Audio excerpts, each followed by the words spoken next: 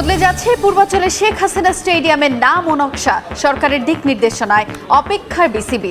দ্রুততম সময়ের মধ্যে মাঠ প্রস্তুত করতে চায় বোর্ড। বোলারদের পারফরমেন্সে দারুণ খুশি তাসকিন আহমেদ। তৃতীয় দিন চ্যালেঞ্জ দেখছেন ব্যাটারদের জন্য, কারণ বোলাররা সুবিধা পাচ্ছে উইকেটে।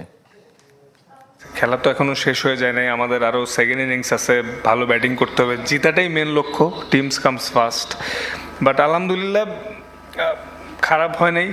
ওভারঅল আমরা বোলিং ইউনিট অনেক ভালো করছি, বাট আরও ভালো করতে পারতাম। ফাস্ট বোলিং স্পিন দুইটাতেই মানে সুন্দর একটা হেল্প আছে বলারদের জন্য।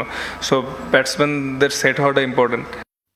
মেগা প্রকল্প পূর্বাচল স্টেডিয়ামের নাম আর নকশায়। তবে শেখ হাসিনার নাম ও নৌকার নকশা পরিবর্তনের সরকারের দিক নির্দেশনার অপেক্ষায় আছে বোর্ড। প্রস্তাবিত স্টেডিয়াম তৈরিতে দেরি হলেও দ্রুততম সময়ের মধ্যে মাঠ প্রস্তুত করতে চায় বিসিবি। পরামর্শক হিসেবে রেখে দিতে চায় পপুলাসকে, জানিয়েছেন বিসিবি সভাপতি ফারুক আহমেদ। দায়িত্ব নেওয়ার পর প্রথমবারের মতো পূর্বাচল স্টেডিয়াম পরিদর্শন করেছেন তিনি। তালপাকা ভাদ্রের মধ্য দুপুরে নাভিশ্বাসে ওঠা গরমকে সঙ্গী করেই ব্যস্ততা বেড়েছে। হোম অফ ক্রিকেট ছেড়ে পূর্বাচলে বিসিবি কর্তারা। ফারুক, আকরাম, সুজন, দুই ফাহিম, ইফতেখার, মিঠুরা সবাই এলেন যথাসময়ে। বিসিবির স্বপ্নের মেগা প্রকল্প মেগা স্টেডিয়াম। তবে বছর 5 হলেও দৃশ্যমান উন্নতি নেই। অযত্নে বেড়েছে ঘাসের আস্তর। ইতোমধ্যে ডিজাইন আর পরামর্শক ফি বাবদ খরচের অঙ্ক ছুঁয়েছে প্রায় 100 কোটি টাকা। প্রস্তাবিত স্টেডিয়ামটিতে পুরাতন কমিটির রূপরেখায় বড় পরিবর্তনের পক্ষে নয় বর্তমান কমিটি। তবে নৌকার পতনে নৌকার আদলের ডিজাইন যে বদলে যাচ্ছে সেটা এক প্রকার নিশ্চিত। বদলে যাচ্ছে নামও। অবশ্য বিষয়টি নির্ভর করছে ক্রীড়া মন্ত্রণালয় আর বিসিবির ওপর। ক্রিকেট বোর্ডের ক্রীড়া মন্ত্রণালয় আছে, সবাই মিলে একটা ডিসিশন নিতে। মাঠ করতে তো নৌকা বা স্কোয়ার শেপ দরকার নাই, বা মাঠ করতে তো ওভাল হয়, ওভাল দরকার আর কি। সো মাঠ করতে জাল দরকার, সেটা আমরা করবো। তবে এখনই অবকাঠামোগত নির্মাণ নয়, আপাতত মেটানো চাই মাঠের সংকট। প্রাথমিক পর্যায়ে দুটো মাঠ তৈরির পরিকল্পনা থাকলেও প্রথম ধাপে বয়সভিত্তিক ও ঘরোয়া লিগের জন্য অন্তত একটি মাঠ প্রস্তুত করতে চায় বিসিবি। এখন তো আমাদের খেলা, অনেক ধরনের খেলা আপনি জানেন যে এইজ গ্রুপ থেকে শুরু করে মহিলা ক্রিকেট ডিভিশন শুরু হচ্ছে। সো অনেক খেলা আছে, আমাদের মাঠ দরকার। এই মাঠের জন্য আমরা চিন্তা করছি। আমি এই মুহূর্তে বলতে পারছি না, আলোচনা হবে, বাট ইনিশিয়াল যে চিন্তা, আমরা মাঠটা তৈরি করতে পারি কিনা। মাঠের কিছু ডেভেলপমেন্ট আছে, একটু উঁচা করতে হবে, নাহলে পানি জমে যায়। মানে বেশ কিছু কাজ যেটা করতে হবে, যেটা হলো কি অনেক বড় আকারের না, কিন্তু আপনার যেটা না করলেই নয়, এরকম কাজ করতে হবে আমাদের। এই জায়গাটাকে আরও বেটার ইউটিলাইজ করা যায় in terms of playing ground, in terms of playing facilities, wickets and etc. সেটা নিশ্চয়ই আমরা দেখবো। বাট আপাতত ডেফিনেটলি আছে, দুটো মাঠ হওয়ার সুযোগ আছে, এখানে কিছু প্র্যাকটিস ফ্যাসিলিটির সুযোগ আছে।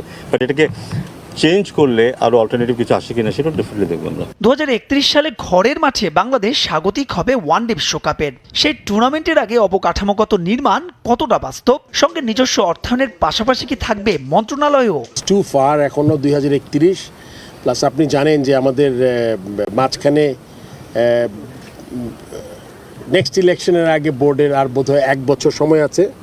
তো আমাদের মনে করেন যখন পূর্ণাঙ্গ কমিটি যারা আরেকটু লম্বা সময়ের জন্য আসবে, তাদের জন্য কাজটা করা একটা টার্গেট করে কাজটা করা তাদের জন্য সুবিধা হবে। পূর্বের চুক্তি মাসের মধ্যে স্টেডিয়াম বুঝিয়ে দেওয়ার কথা ছিল পপুলাসের, যেখানে 6 মাস ডিজাইন, 30 মাস কাজ আর 12 মাস ছিল রক্ষণাবেক্ষণ পর্যায়। দরপত্র স্থগিত হওয়ায় এবার কবে নাগাদ বিরানভূমির রূপ নেবে স্টেডিয়ামে, তার স্পষ্ট উত্তর নেই বোর্ড সভাপতির কাছেও। বিগত নাজমুল হাসান আইডল সাকিব আল হাসান, সাকিবের মতোই বাঁহাতি অলরাউন্ডার। তবে কোনো তুলনা নয়, বরং তাকে দেখে আরও শিখতে চান মাহফুজুর রহমান রাব্বি। এইচপির হয়ে অস্ট্রেলিয়া সফরে ইম্প্যাক্ট ইনিংস খেলে আলোচনায় আসেন তিনি। জাতীয় দলে সুযোগ পাওয়ার আগে আরও প্রস্তুত হতে চান মাহফুজুর রহমান। জাতীয় দলের পাইপলাইনে যে কজন প্রতিভাবান ক্রিকেটার আছেন, তার মধ্যে মাহফুজুর রহমান অন্যতম। গেল অনূর্ধ্ব-19 বিশ্বকাপে বাংলাদেশকে নেতৃত্ব দিয়েছেন।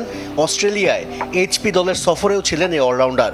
টপ এন্ড টি20 টুর্নামেন্টে 6 নম্বরে নেমে ইম্প্যাক্টফুল ইনিংসে নজর কেড়েছেন। বিশেষ করে পাকিস্তান শাহিনসের বিপক্ষে চাপের মুখে অপরাজিত 41 আর পার্থ স্কচার্সের বিপক্ষে প্রায় 250 স্ট্রাইক রেটে খেলা ইনিংসে ভর করে ফাইনালে উঠেছিল এইচপি দল। সেখানকার উইকেট আর কন্ডিশনে খেলে অনেক কিছু শিখেছেন রাব্বি।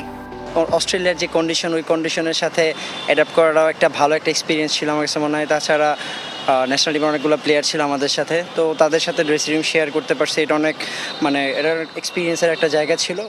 ব্যাটিং বোলিং দুটোই করেন বাম হাতে, অনেকটা সাকিব আল হাসানের মতো অ্যাটাকিং অ্যাপ্রোচে খেলতে পছন্দ করেন।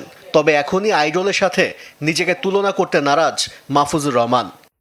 পাকিস্তানের বিপক্ষে ব্যাটিং বিপর্যয় কাটিয়ে ওঠার চেষ্টা করছে বাংলাদেশ। আগের দিনের বিনা উইকেটে 10 রান নিয়ে রাওয়ালপিন্ডিতে খেলতে নেমে বিপর্যয়ে পড়ে লাল সবুজের দল। মাত্র 26 রানে 6 উইকেট হারিয়ে শুধু ফলনই নয়, নিজেদের টেস্ট ইতিহাসে সর্বনিম্ন রানে অল আউটের সংখ্যায় পড়ে নাজমুল সাকিব মুশফিকরা। 2018 সালে ওয়েস্ট ইন্ডিজের বিপক্ষে সর্বনিম্ন 43 রানে অল আউট হয় বাংলাদেশ। অবশেষে মেহেদী হাসান মিরাজ ও লিটনের ব্যাটে ফলোঅনের সংখ্যা এড়ায় বাংলাদেশ। লাঞ্চ বিরতি পর্যন্ত 6 উইকেটে 75 রান সংগ্রহ করে হাতুড়ি সিংহের দল। শেষ খবর পাওয়া পর্যন্ত বাংলাদেশের সংগ্রহ 6 উইকেটে 131 রান। যুক্তরাষ্ট্রের মেজর লিগ সকারে শিকাগোকে 4-1 গোলে হারিয়েছে ইন্টার মায়ামি। সোলজার ফিল্ড স্টেডিয়ামে শিকাগোর তোবিয়াস সালকুইজ নিজেদের জালে বল পাঠিয়ে দেন 25 মিনিটে। দ্বিতীয়ার্ধের শুরুতে মায়ামিকে দ্বিতীয় গোল এনে দেন লুইস সুয়ারেজ। গোলের সুযোগ বেশি তৈরি করা টাটা মার্টিনোর দলের হয়ে তৃতীয় গোল করেন উরুগুয়ান এই স্ট্রাইকার। এরপর জর্জিয়াস কুৎসিয়াস 82 মিনিটে ব্যবধান কমান স্বাগতিকদের হয়ে। তবে ইনজুরির সময় রবার্ট টেইলর প্রতিপক্ষের জালে বল পাঠালে বড় জয় নিয়ে মাঠ ছাড়ে ইন্টার মায়ামি। মালয়েশিয়ার কুয়ালালামপুরে অনুষ্ঠিত ম্যাচে স্বাগতিকদের 6 উইকেটে হারিয়েছে নিগার সুলতানা জ্যোতি। মঙ্গলবার টি-20 ফরম্যাটের এই আসরে আগে ব্যাট করে নির্ধারিত 20 ওভারে 9 উইকেট হারিয়ে 49 রানের বেশি করতে পারেনি মালয়েশিয়া। জবাবে মাত্র 8 ওভারেই 2 উইকেট হারিয়ে ম্যাচ জিতে নিয়েছে বাংলাদেশের বাঘিনীরা। আগামী জুলাই আগস্টে বার্মিংহামে হবে কমনওয়েলথ গেমসের 22তম আসর। এই গেমসের টিকিট পেতে বাছাইয়ের লড়াইয়ে নেমেছে বাংলাদেশ, কেনিয়া, মালয়েশিয়া, শ্রীলঙ্কা ও স্কটল্যান্ড। জানা যায় আজ মঙ্গলবার বাংলাদেশ মালয়েশিয়া ম্যাচ দিয়েই শুরু হয়েছে এই বাছাই পর্ব, যেখানে টসে জিতে স্বাগতিকদের ব্যাটিংয়ে পাঠায় বাংলাদেশ। বল হাতে 4 ওভারে মাত্র 4 রান খরচায় 2 উইকেট নিয়ে ম্যাচ সেরা নির্বাচিত হয়েছেন তারকা অলরাউন্ডার রুমান আহমেদ। আগে ব্যাট করতে নেমে শুরু থেকেই বাংলাদেশের বোলারদের তোপে পড়ে মালয়েশিয়ার ব্যাটাররা। শেষ পর্যন্ত অল আউট না হলেও 20 ওভারে 49 রানে থেমে যায় তাদের ইনিংস। দলের পক্ষে সর্বোচ্চ 12 রান করেন অধিনায়ক ইউনফ্রেন্ড দুরাই সিঙ্গাম। এছাড়া 2 অঙ্ক ছুঁতে পেরেছেন কেবল 4 নম্বরে নামা মাস এলিশা। বাংলাদেশের পক্ষে বল হাতে 4 ওভারে মাত্র 7 রানে 2 উইকেট নেন অভিষিক্ত সুরাইয়া আজমিন। রোমানা 4 রানে নেন 2 উইকেট।